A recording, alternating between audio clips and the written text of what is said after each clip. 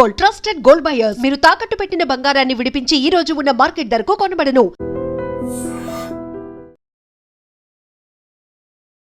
నమస్తే, welcome to I dream. నేను వలి. ప్రస్తుతం నాతో ఉన్నారు మహేందర్ రెడ్డి గారు. అందరి వాడు అన్న పేరు ఆయనకుంది. ఎందుకంటే ఇప్పటి వరకు 133 సార్లు బ్లడ్ డొనేషన్ చేశారు ఆయన. దాంతోపాటు ఎన్నో సామాజిక కార్యక్రమాలు కూడా చేశారు. సజ్జనర్ గారిని, చిరంజీవి గారిని కలిశారు. వాళ్ళు ఎంతో ప్రోత్సహించారు. సో ఆయన జీవితం అసలు ఏ విధంగా స్టార్ట్ అయింది, బ్లడ్ డొనేషన్ ఇవ్వాలన్నటువంటి ఆ సామాజిక స్పృహ ఆయనకి ఎట్లా వచ్చింది, ఇవన్నీ మనం మాట్లాడదాం. నమస్తే మహేందర్ రెడ్డి గారు. నమస్కారం. మహేందర్ రెడ్డి గారు, అసలు మీరు ఈ బ్లడ్ డొనేషన్ అనేది 1 కాదు 2 కాదు 133 సార్లు ఇచ్చారు. So record. చాలామంది మీలాగా రికార్డ్ బ్రేక్ చేస్తూ బ్లడ్ డొనేషన్ చేసేవాళ్ళు కూడా ఉన్నారు. కానీ అందరికంటే మీరు ప్రత్యేకం, ఎందుకంటే దానికే పరిమితం కాకుండా ఎన్నో సోషల్ యాక్టివిటీస్ కూడా చేస్తూ ఉన్నారు. ఆపదలో ఉన్న వాళ్ళని ఆదుకుంటున్నారు. బ్లడ్డే కాకుండా ఎక్కడన్నా హాస్పిటల్లో ఉన్న వాళ్ళకి ఏదైనా ఇబ్బంది వచ్చినా, చదువుకునే వాళ్ళకి ఏదైనా ఇబ్బంది వచ్చినా, సో ఇలాంటి కార్యక్రమాలు చేస్తూ ఉన్నారు. అసలు ఫస్ట్ మీకు ఈ సోషల్ రెస్పాన్సిబిలిటీ ఎట్లా అలవాటైంది? మిత్రులందరికీ నమస్కారం. ఐ డ్రీమ్ ఛానల్ వారికి హృదయపూర్వక ధన్యవాదాలు. మెయిన్గా నేను చెప్పాలంటే సార్, నాకు ఈ సర్వీస్ ఎలా అలవాటైందంటే, నేను డిగ్రీ ఫస్ట్ ఇయర్లో చదువుకున్నప్పుడు బ్లడ్ డొనేషన్ క్యాంప్ చేస్తే దోబులికలలో ఫస్ట్ టైం ఇచ్చాను. సెకండ్ టైం మా అన్నకి యాక్సిడెంట్ అయితే 2007లో ఇక్కడ యశోద హాస్పిటల్ ఇచ్చాను సోమాజిగూడలో. ఇక థర్డ్ టైం నుంచి మగధీర మన చిరంజీవి గారు అంటే నాకు బాగా ఇన్స్పిరేషన్ కాబట్టి ఆయన ఆడియో ఫంక్షన్స్ చూడనప్పుడు బ్లడ్ డొనర్స్ని సన్మానిస్తారు 10 సార్లు ఇచ్చిన వాళ్ళంటే, ఆ విధానంలో నేను 10 సార్లు ఇవ్వాలి, కలవాలి అనే ఉద్దేశం కోసం నేను రావడం జరిగింది. అలా వచ్చి రాను అదేమైందంటే, అది జనాల్లోకి వెళ్ళిపోయి రక్తం షార్టేజ్ అనేది తెలియడం, జనాలు ఎక్కడ వచ్చినా మహేందర్ ఇస్తున్నాడు కదా అని అవేర్నెస్ చేయడం వల్ల, అడగడం వల్ల అది రోజు రోజుకు పెరిగిపోయి అలాగే 2009, 10, 11, 12 అలా ఒక 4 సంవత్సరాలు గడిచేసరికి ఇంకా దాన్ని రెస్పాన్సిబుల్ ఎక్కువైపోయింది. అడిగేవాళ్ళు ఎక్కువైపోయారు, ఇచ్చేవాళ్ళు తక్కువైపోయారు. అది అలాగే కంటిన్యూ అవుతూ ఉంది. ఇక ఆ విధానంలో నేను 2009 నుంచి కంటిన్యూ చేస్తుంటే ఇప్పుడు గత 18 సంవత్సరాల నుంచి నేను కంటిన్యూ చేస్తున్నాను. అలా ఇక రెగ్యులర్గా ఎక్కడ క్యాంపులు చేయడం, 2016 నుంచి క్యాంప్స్ ఆర్గనైజ్ చేయడం జరుగుతుంది. అప్పటి నుంచి ఇప్పటివరకు ఒక 482 క్యాంపులు సొంతంగా మరియు సజ్జనార్ సార్ గారితో కలిసి 482 క్యాంప్స్ కోఆర్డినేషన్ చేయడం జరిగింది అన్నిటికీ. ఓకే, అంటే మీ ఫోటోలు అవి చూశాను, సజ్జనార్ గారితో ఒక ప్రత్యేక అనుబంధం ఉన్నట్టుగా ఆ ఫోటోలు అన్ని చూస్తుంటే అర్థమవుతుంది. చాలా మంది ఎట్లా సార్ని అసలు ఫస్ట్ టైం ఎలా కలిశారు, ఎలా ప్రారంభమైంది? అంటే సారు నేను ఇష్టపడ్డది మెయిన్గా 2008 వరంగల్ సారు. నేను డిగ్రీ చదివేటప్పుడు వరంగల్ కిడ్స్ కాలేజ్లో ఇన్సిడెంట్ జరిగింది కదా, అప్పుడు యాసిడ్ దాడి. అప్పటి నుంచి సార్ని ఇన్స్పైర్ అయ్యి అప్పటి నుంచి సార్తో ఫాలో అవుతూ 2019లో మనకు 20లో కరోనా వచ్చింది కదా. కరోనా అప్పటి నుంచి నేను ఊర్లో ఉండి వచ్చేవాడిని కాబట్టి 2020లో కరోనా రావడం వల్ల నేను ఊర్లో ఉంటే సమాజంలో మళ్ళీ ఇంటికాడ అమ్మ నాన్న ఇబ్బంది పడతారు ఎవరన్నా, మళ్ళీ నా నుంచి ఇది అంటువ్యాధిలాగా ప్రవహిస్తుంది కాబట్టి ఇబ్బంది అవుతుందన్న ఉద్దేశంతో నేను సిటీ రావడం జరిగింది. సిటీ వచ్చి రూమ్ తీసుకొని ఉండడం వల్ల ఇక్కడే కరోనాలో సార్ ఇట్లా చేస్తుండే ప్లాస్మా డొనేషన్ స్టార్ట్ చేశాడు, ఇట్లా వాలంటీర్స్ కావాలని తెలిసి నేను ఎంటర్ అయ్యి అట్లా ప్లాస్మా కంటిన్యూ చేయడం జరిగింది వాలంటీర్గా. రెగ్యులర్గా మార్నింగ్ 10కి పోతే ఈవినింగ్ నైట్ 12 వరకు కంటిన్యూ చేసిన రోజులు ఉన్నాయి. అట్లా నాలాంటి వాళ్ళు 200 మెంబర్స్ చేసాం అప్పుడు. అక్కడ అలా చేయడం వల్ల కోవిడ్ వచ్చి తగ్గిన వాళ్ళ లిస్ట్ తీసుకొని చేయడం వల్ల అలాగే కంటిన్యూ ఇక సార్ని అప్పుడే 2020లో కలవడం జరిగింది. ఆ టైంలోనే నేను టాటూ వేసుకోవడం జరిగింది.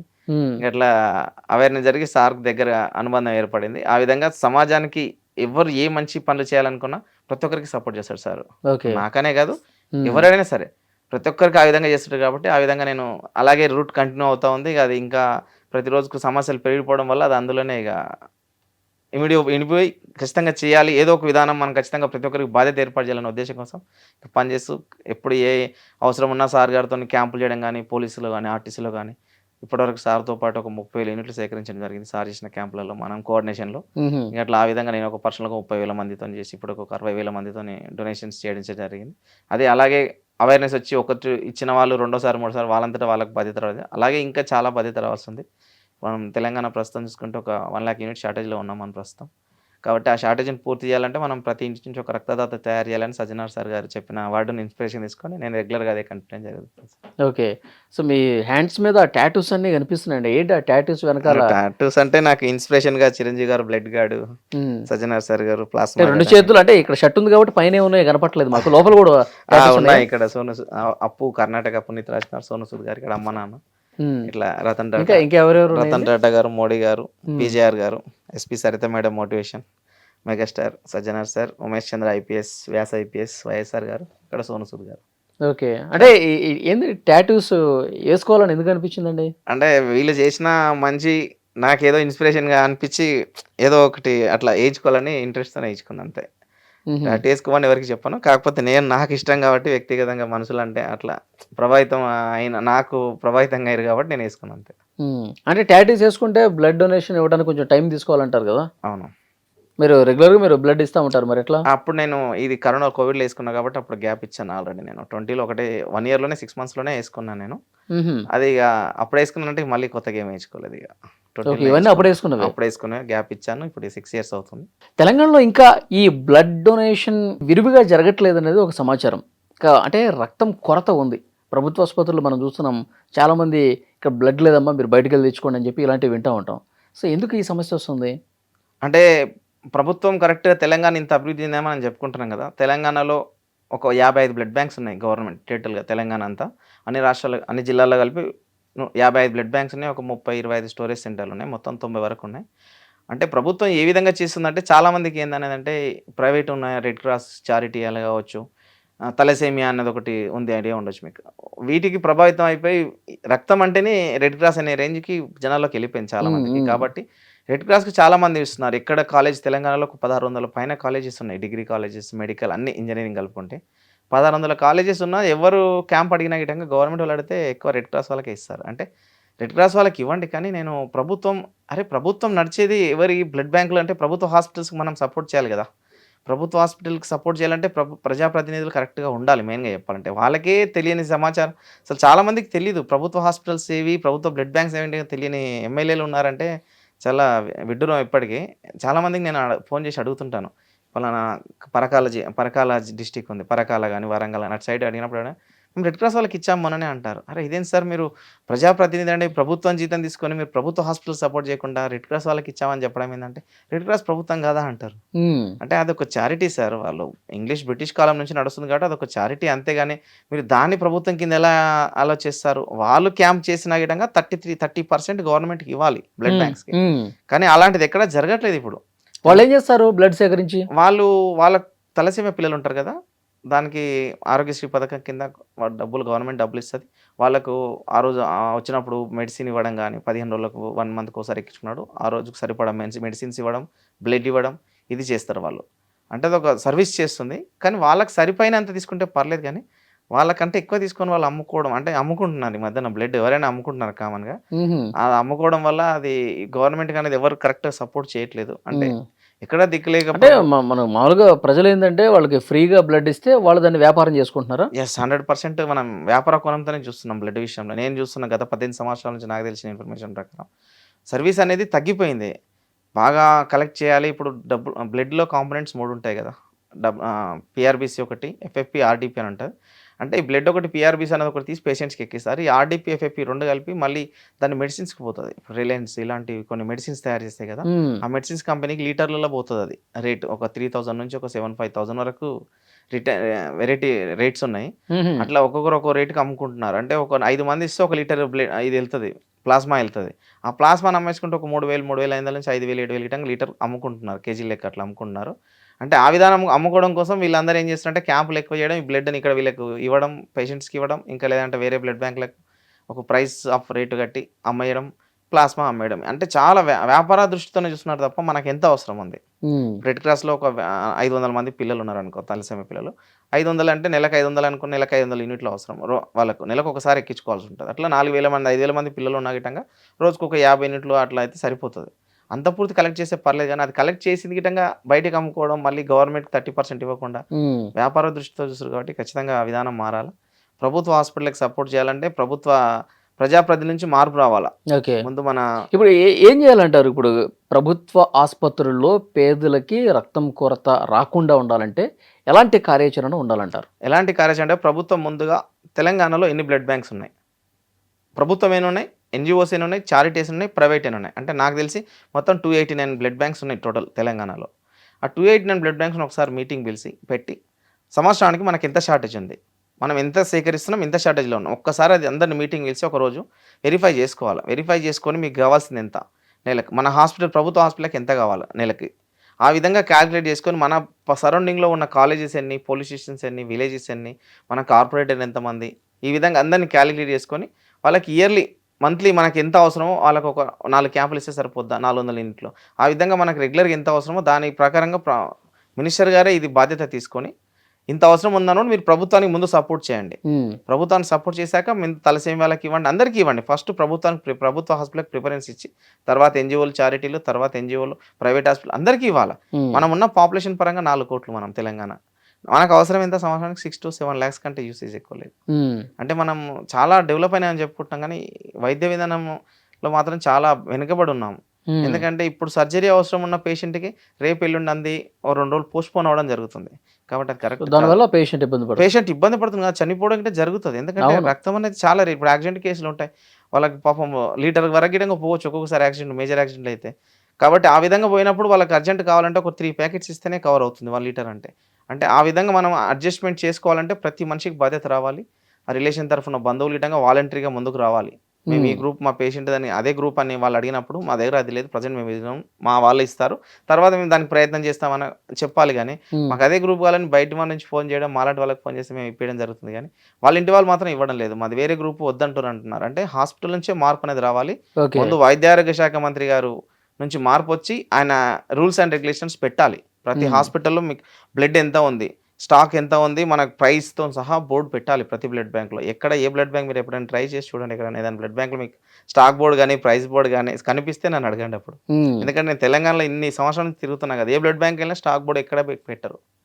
ఎంత ఏ హాస్పిటల్ చూసినా, ఎంత ప్రైవేట్ బో, ఎన్జిఓ, చాట్ ఏదన్నా బో, ఏ గ్రూప్స్ ఉన్నాయన్న విధంగా తెలియదు ఎవరికి. వాళ్ళు చూసి లోపల చూసి చెక్ చేయడమే తప్ప ప్రైస్ లిస్ట్, స్టాక్ బోర్డు అనేది పెట్టి మనకి ఈ విధంగా మినిస్టర్ గారు బాధ్యత తీసుకొని సంవత్సరానికి ఒకసారి ఎమ్మెల్యేలు వాళ్ళ బర్త్డేలే కావచ్చు, విలేజ్ సర్పంచ్లు నుంచి స్టార్ట్ చేస్తే కార్పొరేటర్ ప్రతి ఒక్కరు ఇయర్లీ వన్స్ అని ఒక క్యాంప్ చేసేలాగా అవేర్నెస్ వచ్చి ప్రతి ఇంట్లో ఒక రక్తదాతం తయారైన కాన్సెప్ట్ వెళ్తే ఇప్పుడు అసలు జరుగుతున్నాయండి. జరుగుతున్నాయంటే మాలాంటి వాళ్ళు చేస్తున్నారు, కొంతమంది పేరు కోసం ప్రేమ కోసం కొంతమంది చేస్తున్నారు పొలిటికల్గా. కానీ అది ఏదో ఒక సరదాగా చేసినట్టే ఉంది తప్ప ఒక బాధ్యతగా తీసుకొని దీన్ని మనం ఇది కొరత లేకుండా చేయాలనే ఉద్దేశం ఎవరికి లేదు వాస్తవం చెప్పాలంటే. ఎందుకంటే వాళ్ళకి ఆ విధంగా ఉంటే ఒక కాన్స్టిట్యున్సీ ఎమ్మెల్యే కాన్స్టిట్యున్సీ 1,00,000 మంది ఆయన గెలిపిస్తారు. 1,00,000 మందిలో ఒక 10% ఇచ్చిన గిట్టంగా ఆయన మండలిలోకి వెళ్ళి ఒక blood donation camp village sarpanch ఒకరోజు చేయలేడా? చేస్తాడు. ఆయనకు ఇన్స్ట్రక్షన్ ఇవ్వచ్చు కదా. పంచాయతీరాజ్ శాఖ మినిస్టర్ గారు అవేర్నెస్ చేసి ప్రతి మనిషికి ఇయర్లో సర్పంచ్ గారికి ఒక చెట్లు నాటడం కావచ్చు, ఒక ట్రాఫిక్ వాలంటీరింగ్ కార్యక్రమాలు, ట్రాఫిక్ రూల్స్ ఏ విధంగా అంటే స్కూళ్ళల్లో అట్లా నెలకు ఒక క్లాస్గా చెప్పడం, మనం ఏ విధంగా జరుగుతుంది, మనం ఆల్కహాలు, సిగరెట్ స్మోకింగ్, డ్రగ్స్కి బారిన పడే పిల్లలు ఏ విధంగా మానసికంగా పిల్లలు చాలా వీక్లో ఉన్నారు ప్రజెంట్ సిచ్యువేషన్లో. అంటే ఏ వ్యవస్థ ఏందనేది చెప్పట్లేదు తల్లిదండ్రులు కానీ స్కూళ్ళలో కానీ. బాగా బందీఖానా చేసేసి చదువు అని బట్టి చదివేయడం తప్ప వీళ్ళకి మనం చదివే జీవితం కాదు కదా. మనకైతే చదువు లేకుండా ఎంతోమంది బతకొచ్చు కదా. కాబట్టి ప్రతి ఒక్కరు పిల్లలకు మానసికంగా దృఢంగా చేసి సమాజం పైన ప్రతి విషయం అవేర్నెస్ చేయాలి. అమ్మాయిలు కావచ్చు, అబ్బాయిలు కావచ్చు, జరుగుతున్న విషయాలు ఇది మనం సపోర్ట్ చేయాలి. ఈ విధంగా మార్పు తీసుకురావాలి, లేకపోతే కష్టం అవుతుంది. ఎందుకంటే చిన్న చిన్న పిల్లలు 10th ఫెయిల్ అయ్యారని ఇప్పుడు చూస్తే ఎంతో బాధ అనిపిస్తుంది. 10th ఇంటర్ ఫెయిల్ అయితేనే చనిపోవాలా? నేను 15 సంవత్సరాలు కనిపించిన తల్లిదండ్రికి నువ్వు ఏం మెసేజ్ ఇస్తున్నావు? ఒకసారి ఆలోచన చేసి ఖచ్చితంగా నేను విజ్ఞప్తి చేస్తూ ఉన్నా. అంటే మన ప్రభుత్వం ఇప్పటివరకు ఇంకా 2.5 సంవత్సరాలుగా వస్తుంది, ఇప్పటికీ మన విద్యాశాఖ మంత్రి లేడు చెప్పుకోవడానికి. ఇంకా బంగారు తెలంగాణ చెప్పుకుంటాం కానీ అది చిన్నడానికి చాలా విడ్డూరంగా ఉంది. ఎందుకంటే 2.5 సంవత్సరాలు చూస్తున్నారు ఆ శాఖ. ఇప్పుడు నాలాంటి వాడు ఉన్నాడు, సమాజ సర్వీస్ చాలా మంది ఉన్నారు, ఎన్నో సమస్యలు ఉంటాయి. ముఖ్యమంత్రి గారికి టైం ఎక్కడ ఉంటుంది? ఇప్పుడు ఈ ఎమ్మెల్యేలు వీళ్ళు ఒక శాఖ కేడేస్తే వాళ్ళకి టైం చాలా, విలేజ్ చూసుకోవాలి, వాళ్ళ కాన్స్టిట్యూషన్ చూసుకోవాలి, వాళ్ళ ఓపెనింగ్ పోవాలంటేనే సరిపోదు. అలాంటప్పుడు సీఎం గారు ఆ దేశం ఈ దేశం అనుకుంటే రకరకాల పనుల మీద తిరుగుతాడు. ఆయన అన్ని శాఖలు ఆయన దగ్గర పెట్టుకుంటే ప్రజలకు ఎక్కడ సరి అయిన విధానంలో మనం హెల్ప్ చేయగలం ఒకసారి. అంటే సరి అయిన టైంకు జరగవు. ఎందుకంటే ఒక మంచి పర్సన్, హోమ్ మినిస్టర్ కానీ, మున్సిపల్ శాఖ మంత్రి కానీ, విద్యాశాఖ మంత్రి కానీ కరెక్ట్గా అవేర్నెస్ చేసి కరెక్ట్ టైం ఉండాలి. ఇప్పుడు మాలాంటి వాళ్ళు కావాలంటే సీఎంకి అపాయింట్మెంట్ ఎక్కడ దొరుకుతుంది? దొరకదు కదా. ఆయనకున్న పనులకు ఆ శంకుస్థాపనలు అవిటికే సరిపోదు ఆయన టైం అంతా. జీవితకాలం 5 ఏళ్ళు అవిటికే సరిపోతుంది. కాబట్టి ఇంకా డెవలప్ కావాలంటే ఖచ్చితంగా ఎవరి మీ శాఖలు వాళ్ళకి కేటాయించి వాళ్ళు ఖచ్చితంగా ఫుల్ఫ్లెడ్జ్గా పనిచేసినప్పుడు మాత్రమే ఏదైనా సాధ్యం అవుతుంది. అన్నీ నేనే చూస్తాను మంచిగా ఏదంటే సాధ్యమయ్యే పని. ఎందుకంటే అందరికీ 24 hours ఉంటుంది కానీ వాళ్ళకి ఇంకో 48 hours అయితే ఎక్కువ అయితే ఉండదు కదా. కాబట్టి ఖచ్చితంగా మినిస్ట్రీ ఏర్పాటు చేసి వాళ్ళకు ఒక బాధ్యతారహితమైన పనిచేసి, అంటే నాకు తెలిసి ఇది తెలంగాణలో అంత సమర్థవంతమైన నాయకులు లేరేమో, అందుకే ఇవ్వట్లేదేమో అనిపిస్తుంది నాకు. ఈ విద్యాశాఖ కానీ, మున్సిపల్ శాఖ కానీ, హోమ్ మినిస్టర్ కానీ ఇప్పుడు ఇన్ని అఘాయిత్యాలు జరుగుతున్నాయి. సరైన డిసిషన్ తీసుకోవాలంటే హోమ్ మినిస్టర్ అనేది కంపల్సరీ కదా. 3 శాఖలు ఆయనదైనా పెట్టుకుంటే ఎక్కడ కలవగలుగుతాం మనం? కామన్ మ్యాన్ సీఎంని కలిసే రేంజ్ ఉందా ప్రస్తుతం సిచ్యువేషన్లో? మాలాంటి సమాజ సేవకులను కలిసేసాను కనీసం మాలాంటి ఒపీనియన్ ఉన్న వాళ్ళు చెప్పి ఇది కలిస్తే చేస్తామనే ఉద్దేశం కంటే ఎవరికి లేదు. అంటే ఈ ప్రభుత్వంలో మీరు ఎవరిని కలవలేకపోతున్నారా? ఎక్కడ కలుస్తాం ఇప్పుడు మామూలుగా వేరే శాఖలు కలుస్తాం. మనకు కావాల్సింది ఏంది, మనం పోలీస్ క్యాంపులు ఎక్కువ, పోలీస్ నుంచి అవేర్నెస్ అవుతుంది. పోలీస్ క్యాంపులు చేయాలంటే తెలంగాణలో 800 ప్లస్ పోలీస్ స్టేషన్స్ ఉన్నాయి. స్టేషన్కి ఒక క్యాంప్ చేస్తే అంటే పోలీస్ ఏంటంటే ప్రతి మనిషి పోలీస్ చెప్తే వింటాడు. ఎందుకంటే ప్రతి మనిషికి పోలీస్ అవసరం పడుతుంది. కాబట్టి పోలీస్ నుంచి ఏ విషయమైనా పోలీస్ నుంచి బాగా జనాల్లోకి వెళ్ళిపోతుంది. కొంచెం రెస్పెక్ట్గా పోలీసు వాళ్ళకి భయపడతారా, విధేయతన కానీ ఇస్తారు. ఏది చేసినా చెప్తారు, మంచి కార్యక్రమాలు ఏది చేసినా సపోర్ట్ చేస్తారు బాగా. కాబట్టి పోలీస్ నుంచి రావాలనేది నా గోల్ అదే అన్నట్టు. ప్రతి విలేజ్లో, ప్రతి ఐటీ కంపెనీలో, ప్రతి ఆర్టీసీ డిపోలో, ప్రతి పోలీస్ స్టేషన్లో, ప్రతి కాలేజెస్లో ఈ 5 రకాలలో రెగ్యులర్గా బ్లడ్ డొనేషన్ జరిగినప్పుడే ఈ కొరత తీరుతుంది. కాబట్టి వీటికి సంబంధించిన శాఖలు ఉన్న విద్యాశాఖ మనిషి వస్తే ఆయన ఒకసారి దాని ఇన్స్ట్రక్షన్ తీసుకొని ఎన్ని కాలేజెస్ ఉన్నాయని వెరిఫై చేసుకొని ఏ జిల్లాలో ఉన్న కాలేజీలు ఆ జిల్లాలో ఉన్న బ్లడ్ బ్యాంక్. ఈ విషయాలన్నీ మీరు సిపి సజ్జనార్ గారితో మాట్లాడారా? వీటిపైన మాట్లాడిన సార్ ఏం చేస్తాడు, ఎందుకంటే సారు పోలీస్ శాఖ వరకు సార్ 100% చేసిండు. ఆర్టీసీలో ఉన్నప్పుడు 3 times చేసి ఒక 12,000 యూనిట్స్ చేసాము, అన్ని డిపోలలో చేసాము సార్ ఉన్నప్పుడు. ఇప్పుడు మొన్న హైదరాబాద్ రాగానే రీసెంట్గా 4,500 యూనిట్స్ కలెక్ట్ చేస్తాం. హైదరాబాద్లో ఉన్న 73 PSలో చేసాం. కానీ అందరూ ఆ విధంగా ఉండరు కదా. అంటే చాలామంది ఏంటంటే నాకెందుకు, నా డ్యూటీ నేను చేసుకుని అయిపోద్ది కదా, సమాజానికి చేయాల్సిన అవసరం అంటే వాళ్ళకి అదే బర్డెన్ అవుతుంది చాలామందికి. అంటే నేను ఎవరిని తప్పుపట్టాలని కాదు, అంటే ఆ సమాజ సేవ చేయాలంటే అది మనసులు భిన్నంగా ఉంటారు. అది చేయాలనే ఆలోచన అందరికీ ఉండదు, చేయాలన్న సంకల్పం కూడా అందరికీ ఉండదు. మనం మనిషిగా వచ్చినప్పుడు సాధ్యమైనంత మంచి చేద్దామనే ఉద్దేశం ఉన్నవారు మాత్రమే సమాజ సేవ చేయగలుగుతారు. కాబట్టి మీరు ఇన్ని సంవత్సరాలుగా ఈ సర్వీస్ చేస్తూ ఉన్నారు, ఎక్కడ బ్లడ్ అవసరమైనా ఇస్తూ ఉన్నారు. సో అవసరం ఉన్నా లేకపోయినా వాలంటరీగా మీరు సర్వీస్ చేస్తూ ఉన్నారు. ఎప్పుడైనా మీకు బాధ కలిగినటువంటి సందర్భం ఉందా? అరే బ్లడ్ ఇవ్వటానికి వెళ్ళే క్రమంలో కావచ్చు, ఇచ్చిన తర్వాత అయినా సరే, అరే ఈ పేషెంట్ని నేను బతికించలేకపోయాను, ఇలాంటివి ఏమైనా ప్రత్యక్షంగా చూసినటువంటి అనుభవం? చూసాము. ఎందుకంటే లాస్ట్ టైం చాలా ఏడుపు వస్తుంది. ఇప్పుడు మొన్న రీసెంట్ గిటంగా మన నిమ్స్ హాస్పిటల్లో కావాలంటే అరేంజ్ చేయలేకపోతాం. ఒక సిచ్యువేషన్లో మనం ఇద్దామనుకున్నా మనకు రెగ్యులర్ డొనేషన్ చేయడం వల్ల మనకి ఒకసారి ఇజిబి తగ్గిపోతుంది, హిమోగ్లోబిన్ తగ్గిపోతుంది. మనం టైంకి తినకపోవడం, మెయింటెనెన్స్ చేయడం కూడా.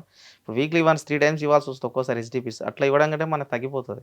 అంటే మనం ఆ విధంగా చేయలేం. కాబట్టి ఇప్పుడు చాలా సిచ్యువేషన్ చూసాము, ఏడ్చిన సందర్భాలు ఉన్నాయి. ఎమోషన్ చాలా, అంటే రకరకాల సమస్యలు జనాలు. ఇప్పుడు ఒక హాస్పిటల్కి వస్తే వాళ్ళకు ఉస్మానియా ఉంది, గాంధీ ఉంది, ఇలాంటివి తెలంగాణలో చాలా హాస్పిటల్స్ ఉన్నాయి. ఇప్పుడు హైదరాబాద్ చూస్తే ఎక్కడి నుంచి వచ్చినా హైదరాబాద్కే వస్తారు. పెద్ద పెద్ద సర్జరీలు ఏవైనా హైదరాబాద్కే వస్తారు. కాబట్టి వాళ్ళకి ఎక్కడ ఎవరు దొరకరు. ఎక్కడ నుంచి బార్డర్ నుంచి కర్ణాటక, మహారాష్ట్ర బార్డర్ నుంచి వచ్చే వాళ్ళు ఉంటారు. వాళ్ళకి అసలు బ్లడ్ అంటేనే తెలియదు. వాళ్ళు ఇద్దామని వచ్చిన విధంగా వాళ్ళకి 6-7% ఉంటారు. అంటే ఇప్పుడు మనకు తెలంగాణలో చూసినా, ఇండియాలో చూసినా ప్రతి గర్భిణీ స్త్రీలో 50% జనాలకి రక్తహీనత లోపం ఉంది. అంటే రక్తహీనత లోపం అంటే 9 కంటే తక్కువ ఉంటే రక్తహీనత లోపం కింద గుర్తిస్తాం. అంటే 9 కంటే తక్కువ 50%కి ఉందంటే మరి ఇంకా పిల్లలు ఎక్కడ సమృద్ధిగా పిల్లగాడు బాగా పుట్టాలంటే రక్తం అనేది సరిగ్గా ఉండాలి కదా. మినిమం 12 అన్నా 11-12 అన్నా ఉండాలి, కనీసం 10+ అని ఉండాలి. అలాంటిది 9 లోపలంటే మరి చాలా రక్తహీనత కదా. కాబట్టి ప్రభుత్వమే దీనికి సరైన మార్గం ఎంచుకొని ప్రతి డెలివరీ ప్రెగ్నెన్సీ వచ్చినప్పటి నుంచి మీరు ఏం తినాలనేది కొంచెం ఆశా వర్కర్లతో కూడా మీరు చెప్పాలి. ఫుడ్ చెప్పి ప్రజలకు అవగాహన కల్పించాలి. ఏది తింటే మనకు హిమోగ్లోబిన్ వస్తుంది, ఐరన్ లెవెల్ పెరుగుతాయి అనేది ఆ విధంగా చెప్పి ప్రతి ఒక్కరికి టేక్ కేర్ తీసుకోవాల్సిన బాధ్యత ఉంది. అలాగే ప్రస్తుత సిచ్యువేషన్లో క్యాన్సర్ అనేది బాగా బారిన పడుతున్నాం మనం. ఇప్పుడు బసవతారకం హాస్పిటల్ ఉంది, నేను రెగ్యులర్గా అందులో 30+ హెచ్డిపిస్ ఇచ్చాను. అంటే ఎక్కడి నుంచి వస్తారో బాధ అనిపిస్తుంది, వెళ్ళిస్తాను. కానీ అందులో ఇప్పుడు బసవతారకం అంటే క్యాన్సర్ హాస్పిటల్. అక్కడికి పోయినాక మనం అక్కడ ప్లాస్టిక్ కప్పులు తినడం, ప్లాస్టిక్ ప్లేట్లే వాడడం, ఇంకా ఇక్కడ వరకు ఎక్కడికి పోతుంది. అంటే ఇక్కడికి వచ్చి ఇక్కడ క్యాన్సర్ వస్తుంది, దీనివల్లనే మనకు 50% క్యాన్సర్ ప్లాస్టిక్ వల్ల వస్తుంది. మనం అలాంటప్పుడు మనం అక్కడ వేయడంగా అదే వాడితే మరి బసవతారకం వాళ్ళు ఏ విధంగా మేనేజ్మెంట్ ఏ విధంగా తీసుకుంటుంది? అంటే ఇప్పుడు క్యాన్సర్ అనేది మనకి ఎక్కువ ప్లాస్టిక్ నుంచి వస్తుందని మనం అంటున్నాం. రోజు పొద్దున్న లేస్తే మార్నింగ్ టీ కప్ నుంచి రాత్రి పెగ్ వరకు అందరు ప్లాస్టికే వాడుతున్నారు, వాటర్ బాటిల్ అన్నీ. అంటే ఆ విధానంగా వాడుతున్నప్పుడు మరి ఇది రోజు రోజుకు మనం ప్లాస్టిక్ నిర్మూలించాలనే స్థితిలో జనంలోకి వెళ్ళిపోయింది, ప్లాస్టిక్ అట్లా వెళ్ళిపోయింది. ఇక మనం నిర్మూలించాలనే ఆలోచన ఎవరికి లేదు. ఇప్పుడు నిర్మించాలంటే ప్రభుత్వం అనుకుంటే ఎంతసేపు, ఒకప్పుడు ప్లాస్టిక్ వాళ్ళు బ్యాన్ చేయాలంటే మైక్రాన్ సైజ్ పెంచారు, 51 మైక్రాన్ అని చెప్పి తెచ్చారు. కానీ ఇప్పుడు అది విధంగా కరెక్ట్గా అసలు ప్లాస్టిక్ అనేదే ఉండొద్దు. ఎందుకంటే మనం ఒక కాలంలో చూసుకుంటే మనం ప్లాస్టిక్ ఎక్కడ, అసలు మనం మార్కెట్కి వెళ్ళినా, మటన్ షాప్కి వెళ్ళినా ఒక టిఫిన్ బాక్స్ తీసుకుని వెళ్ళేవాళ్ళం అప్పట్లో, నేను చిన్న ఉన్నప్పుడు. ఇప్పుడు అలాంటిది ప్రతి ఒక్కరం ఖాళీగా వెళ్తున్నాం, ప్లాస్టిక్ కవర్లో తీసుకొని వచ్చేస్తున్నాం. ఆ ప్లాస్టిక్ అంత ఎక్కడికి పోతుంది? భూమిలో పోతుంది, సముద్రంలో, భూమిని మొత్తం గమ్మేస్తుంది. అంటే వర్షాలు పడితే నీళ్ళ లోపలికి పోనంతగా ఉంది ఇప్పుడు ప్రస్తుత. అందుకే మనకు భూగర్భ జలాల పరంగా ఆ విధంగా వస్తుంది. కాబట్టి ప్లాస్టిక్ అనేది నిర్మూలించడం ప్రభుత్వమే ఖచ్చితంగా దీనిపైన చర్య తీసుకొని ప్లాస్టిక్ బ్యాన్ చేయాలంటే బ్యాన్ చేయాలి అంతే. ఒక 1 month 2 month పీరియడ్ పెట్టి మొత్తం ప్లాస్టిక్ను బ్యాన్ చేయాలి, కంపెనీలనే మూసేసేయాలి. పాలిథిన్ బ్యాగులు ఇప్పుడు ప్రజెంట్ మన పాతకాలం సంచుల బ్యాగులు ఇలాంటివి తీసుకురావాలా. అంటే మనం ఇంత పాపులేషన్ పెరుగుతుంది, ఇప్పుడే కంట్రోల్ చేయకపోతే ఇంకొక 20 సంవత్సరాల పోతే ఇంకా కంట్రోల్ చేయలేం కాబట్టి ఓకే. ఇప్పుడే ఖచ్చితంగా ప్రభుత్వం రెస్పాన్సిబుల్ తీసుకొని ప్లాస్టిక్ బ్యాన్ చేస్తేనే సగం మంది బాగుపడతారు. అలాగే నేను కళ్యాణ లక్ష్మి, షాదీ ముబారక్ లాంటి వాటికి గిట్టంగా తలసేమియా, హెచ్ఐవి, క్యాన్సర్ వీటిని అటాచ్ చేసేయాలని చాలా సంవత్సరాలుగా వేడుకుంటున్నా కానీ ఎవరు దానికి సపోర్ట్ చేయట్లేదు. ఇప్పుడు ఇచ్చే ₹1,00,000 కోసమని టెస్టులు చేసుకుంటే మనం ఎంతోమందిని పక్కకు తలసేమియా అనేది రాకుండా చేయొచ్చు ప్రభుత్వం అనుకుంటే. కానీ అది ఎందుకు చేయట్లేదో మరి నాకు అర్థం అవ్వట్లేదు ఇప్పటికి. ఇలాంటి టెస్టులు గనుక ప్రభుత్వం అటాచ్ చేసి తలసేమియా, హెచ్ఐవి, క్యాన్సర్ చేస్తే చాలా మందిని కాపాడొచ్చు మనం. Next okay. జనరేషన్ లేకుండా చేయొచ్చు. ఓకే. ఇప్పుడు ప్రభుత్వం ఏం జేయాలి అన్నది చాలా క్లియర్‌గా చెప్పారు మీరు. ఎక్కడ కొంచెం నిర్లక్ష్యం కనిపిస్తుందో దాన్ని కొంచెం సెటరేట్ జేయాలని జెప్పి బా జెప్పారు. ఇంకొకటి సెలబ్రిటీస్ గూడా తమ వంతుగా కొంత ప్రయత్నం జేస్తే బావుంటుంది. ఇప్పుడు అవును. మెగాస్టార్ చిరంజీవి గారు బ్లడ్ బ్యాంకే పెట్టారు. ఎన్నో సంవత్సరాలుగా ఆయన చెప్తా ఉన్నారు. అలాగే హీరో మహేష్ బాబు గారు. సో, వీళ్ళ చేస్తా ఉన్నారు కార్యక్రమాలు. అవును. ఇంకా సెలబ్రిటీస్ నుంచి ముందుకు తీసుకెళ్తే బావుంటదంటారు. అంటే నేను సెలబ్రిటీలందరికీ విజ్ఞప్తి చేస్తా ఉన్నా. ఎందుకంటే మీరు చిన్న కమెడియన్ ఆర్టిస్ట్ నుంచి చూసుకుంటే 5 స్టార్స్ వరకు ఏ స్టార్ అన్నా కావచ్చు. మీరు ఆ స్టార్, ఈ స్టార్ అని చెప్పుకునే ప్రతి ఒక్కరికి నేను వేడుకుంటున్నా. ఎందుకంటే మీలాంటి వాళ్ళు చెప్తే సమాజానికి ఎంతో ఇప్పుడు మీరు చెప్పింది వేదం అయిపోయింది. ప్రస్తుతం చూస్తే సెలబ్రిటీలనే చెప్పింది. సెలబ్రిటీ చెప్తే ఇల్లు కొంటున్నారు, ఫ్లాట్ కొంటున్నారు. వాళ్ళు ఏ వెహికల్ అడ్వర్టైజ్‌మెంట్ ఏ మందు కొన్నా, హ్మ్. వాటర్ తాగమన్నా తాగుతున్నారు. వాళ్ళు ఏది చెప్తే అది కొంటున్నారు. వాళ్ళు చెప్పిన షర్ట్ ఏసుకుంటున్నారు. అంతా అంటే వాళ్ళు ఆ విధంగా కనెక్ట్ అయిపోయారు కాబట్టి మీలాంటి వారి నుంచే మార్పు రావాలి. నేను అదే విజ్ఞప్తి చేస్తా ఉన్నా. ఎందుకంటే ఏ స్టార్ కామెడీనైనా సెలబ్రిటీ అంటే 10 మందికి మంచి చేసేలా ఉండాలి గానీ, సెలబ్రిటీ అంటే 10 మందిని ముంచి దోచుకొని సంపాదించుకునేవాడు కాదు సెలబ్రిటీ నా దృష్టిలో. కాబట్టి ఖచ్చితంగా నేను సెలబ్రిటీలందరికీ విజ్ఞప్తి చేస్తున్నా. మీరు సెలబ్రిటీ హోదా కలిగి మీరు సెలబ్రిటీ ఫీల్ అవుతున్న ప్రతి ఒక్కరు సమాజానికి ఒక్కరోజైనా మీరు రక్తదానం చేయడం లాంటిది కావచ్చు, ఇంకా వేరే కొత్త కొత్త కార్యక్రమాలు స్టడీ పర్పస్ హెల్ప్ కావచ్చు. కొన్ని బ్లైండ్ ఉన్న ఇలాంటి రకరకాల ఆశ్రమాలు సందర్శించి మీరు మీ బర్త్‌డే రోజైనా ఏదో ఒక మంచి కార్యక్రమం చేసి సమాజానికి చెప్పండి. మీరు హ్మ్. చేసే సినిమాలలో కావచ్చు, ఎక్కడో చిన్న యాడ్ ఇచ్చినా సరిపోతుంది. కాబట్టి ఖచ్చితంగా సెలబ్రిటీ నుంచి మార్పు రావాలి. సెలబ్రిటీ నుంచి మార్పు వచ్చినప్పుడే మార్పొస్తుంది. ఎందుకంటే మీరు ఏది చెప్పినా ఫాలో అయ్యేటోళ్ళు జనాలు, ఫ్యాన్స్ ఉన్నారు కాబట్టి మీరు మంచి సమాజానికి సాధ్యమైనంత మంచిని అందించండి. మీరు డబ్బు సంపాదించుకోండి, మంచి పేరు సంపాదించుకోండి, సమాజానికి మంచి ఎంతో కొంత మంచిని మీరు చెప్తే బావుంటదని సెలబ్రిటీలందరిని నేను వేడుకుంటా ఎందుకంటే ఉన్నాను. పెద్ద లక్షలుగా ఫ్యాన్స్ ఉంటారు గదా! ప్రతి ఒక్క ఆ! హీరోకి గావచ్చు. అదే. హ్మ్. అందుకే సెలబ్రిటీలకి నేను అదే వేడుకుంటున్నా. మీ ఛానల్ తరఫున ప్రతి ఒక్కరికి నేను వేడుకుంటున్నా. సెలబ్రిటీ హోదా అని ఎవరైతే ఫీల్ అయితున్నారో ఆ సెలబ్రిటీ హోదా అందరూ సమాజానికి సాధ్యమైనంత మంచి చేయడానికి ప్రయత్నించండి. ఎందుకంటే మీరు ఏది చెప్పినా వినే జనాలున్నారు కాబట్టి హ్మ్. ఖచ్చితంగా మీరు సమాజానికి సాధ్యమైనంత మంచి చేస్తారని ఆశిస్తున్నాను. ఓకే. మీరు ఎంతమంది సెలబ్రిటీస్‌ని కలిసారు? ఇప్పుడు మీరు టాటూలు యేసుకున్నారు. ఇన్‌స్పిరేషన్‌గా తీసుకొని వాళ్ళలో ఎంతమందిని కలిసారు మీరు? నేనంటే మెగాస్టార్ గారిని 4, 5 సార్లు కలిసాను. హ్మ్. సరిత మేడం గారు కలిసాను. సోను సూద్‌ని కలిసాను. హ్మ్. ఏ సజ్జనర్ సందర్భంలో కలిసారు సార్‌తో సోనూ సూద్‌ని? 2020లోనే కలిసాను. 20లో కరోనా టైంలో? కరోనా టైంలో కోవిడ్ ముగింపు కార్యక్రమానికి సజ్జనర్ సార్ ఇన్వైట్ చేశారు. హుహు. ఆ ప్రోగ్రామ్‌లో కలిసాను. ఓకే. ఇంక ఉమేష్ చంద్ర సార్ వాళ్ళ ఫ్యామిలీతో మాట్లాడాను గానీ కలవలేదు ఎప్పుడు. వాళ్ళు రమ్మన్నారు గానీ నాకు వీలు కాలే కలవడానికి. ఇక వ్యాస్ సార్ ఇక అది తెలీదు ఇంకా కొంతమందిని కలవలేదు. హ్మ్. మెయిన్‌గా అంటే ఒక నలుగురినైతే కలిసాను. సజ్జనర్ సార్ గారు, సోను సూద్ గారిని, మెగాస్టార్ గారిని, సరిత మేడంని ఇట్లా వీళ్ళనైతే కలిసాను. ఓకే. సో, మీ పేరెంట్స్ ఎక్కడుంటారండి? అమ్మ, నాన్న ఊర్లో ఉంటారు. ఊళ్ళో ఉంటారు. ఆహా! హ్మ్. ఊర్లో ఉంటారు. నేను ఊరు నుంచి వ్యవసాయం చేసేవాడిని. కరోనా నుంచే ఇక్కడ వ్యవసాయం క్లోజ్ చేసేసా. కరోనాలో అంత ఆగమాగం ఉందని. హ్మ్. ఇట్లా ఇగ సర్వీస్ ఫుల్ ఫ్లెడ్జ్‌గా సర్వీసు వీలైనప్పుడు అంటే నాకు టాక్సీలు ఉండేటివి 2 కార్లు. హ్మ్. టాక్సీ డ్రైవింగ్ కూడా చేస్తాను వీలున్నప్పుడు వీలుని బట్టి అట్లా. ఓకే. ఇంకా మీ పర్సనల్ లైఫ్?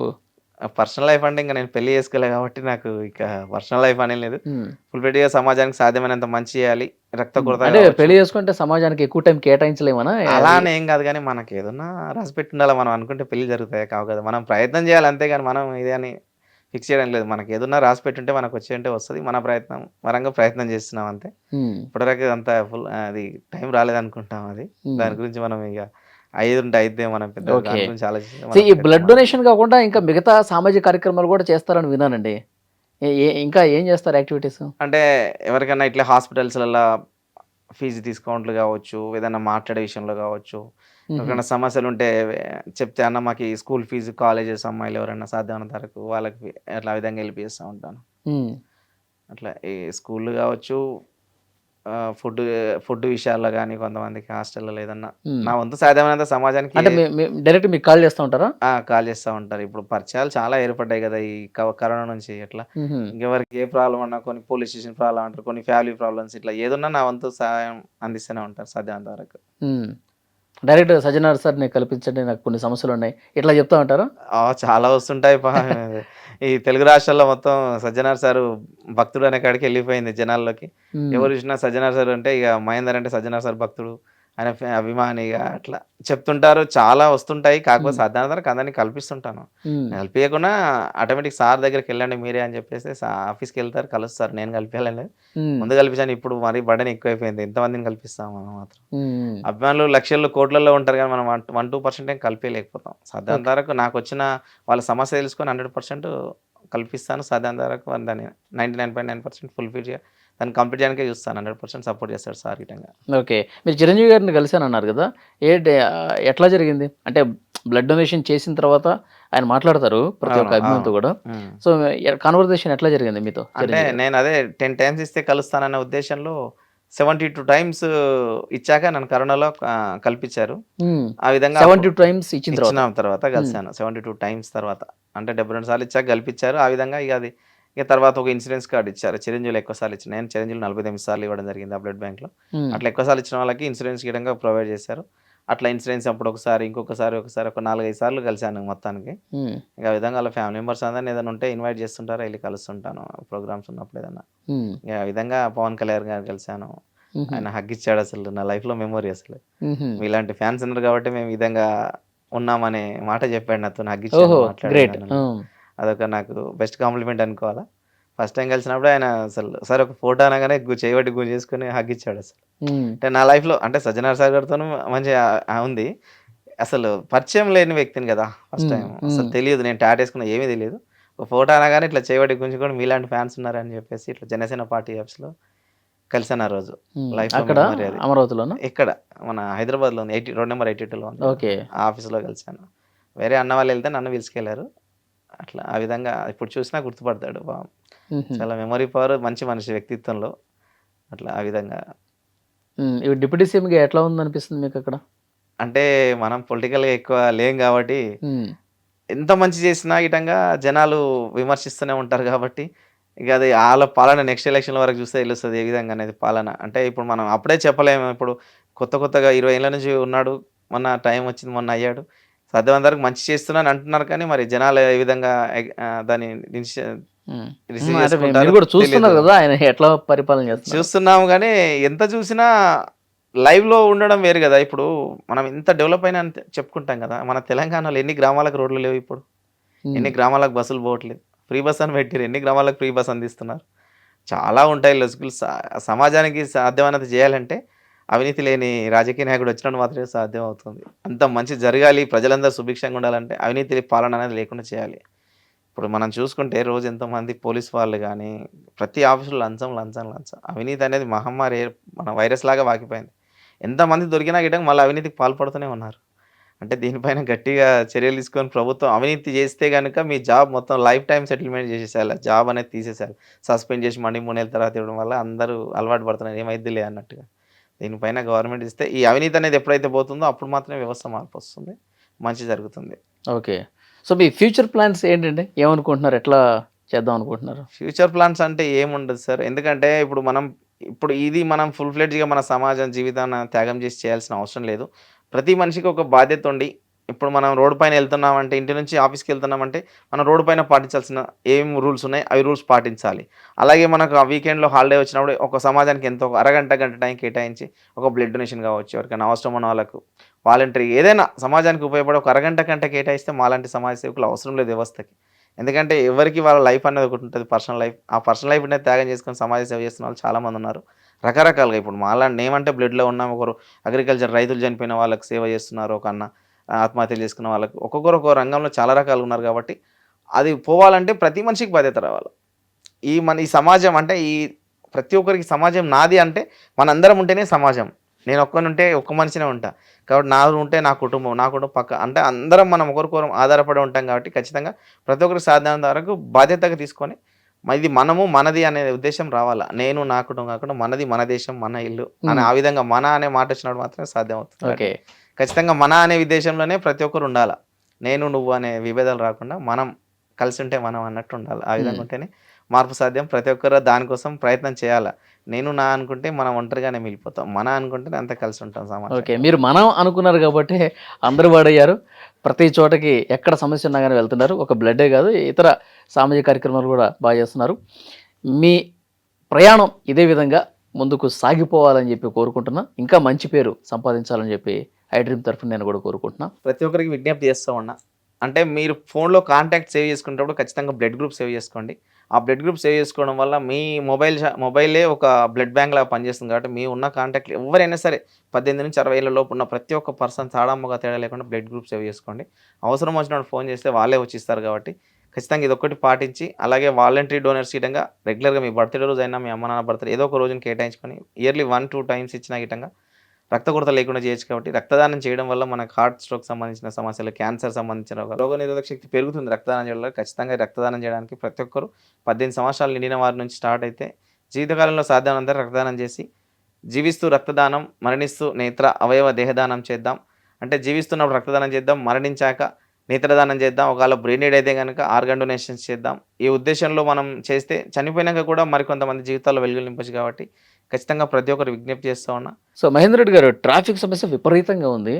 సో ఏంటి ఈ ట్రాఫిక్ని అరికట్టడానికి చాలా ఫ్లైఓవర్స్ వస్తున్నాయి, అయినా కానీ మెట్రోలు వచ్చినా కానీ ఇంకా ట్రాఫిక్ పెరిగిపోతూనే ఉంది విపరీతంగా. ఏదైనా చిన్న వాన పడితే గంటలు గంటలు రోడ్ల మీద నిలిచిపోయే పరిస్థితి ఉంది. ఏం దీనికి పరిష్కారం ఏంటంటారు? మీరు ట్రాఫిక్లో కూడా వాలంటీర్గా పనిచేశారు కదా చాలాసార్లు. అవును సార్.